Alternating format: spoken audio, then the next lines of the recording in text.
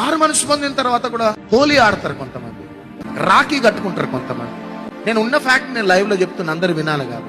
నువ్వు మారు మనసు పొందక ముందు, రక్షింపబడక ముందు స్నేహితులు వచ్చిండ్రు, హోలీ ఆడినవు, మంచిదే. మారు మనసు పొందిన తర్వాత నీకెందుకు హోలీ, నీకెందుకు రాఖీ పండుగ? అంటే అది నీకు సంబంధించింది కాదు, లోకంలో ఉన్న వారికి సంబంధించింది. గుడ్ బై చెప్పేశాను. అవి చేసి చేసి చేసి చేసి మనం వదిలేసినాం. ఇప్పుడు స్నేహితులు వస్తారు, వాళ్ళతో అనాలా, అప్పుడు నేను ఉన్నా, ఇప్పుడు నేను ఉండను, నేను అన్ని మానేసుకున్నాని మంచిగా ప్రేమగా చెప్తే వదిలిపెట్టేస్తారు. ఇప్పటికి నేను ఎవరైనా హోలీ ఆడినరా అంటే చేతులు పైకెత్తే వారు ఉండొచ్చు కదా, కానీ తెలియక చేసినవేమో దేవుని దగ్గర క్షమాపణడు. కొంతమంది మంచిగా రాఖీ పండుగకి రాఖీలు కట్టించుకుంటారు, ఈడికెళ్ళి ఇడిదాకుంటాయి, నా పేరు అబ్రహాము ఎలైజా అంటారు. మళ్ళీ అవి పద్ధతి కాదు. ఒకవేళ తెలియకుండా చేసినావా ఓకే, కానీ తెలిసి ఎవరినో లోకాన్ని సంతోషపరచడానికి ఆ పనులు మనం చేయొద్దు.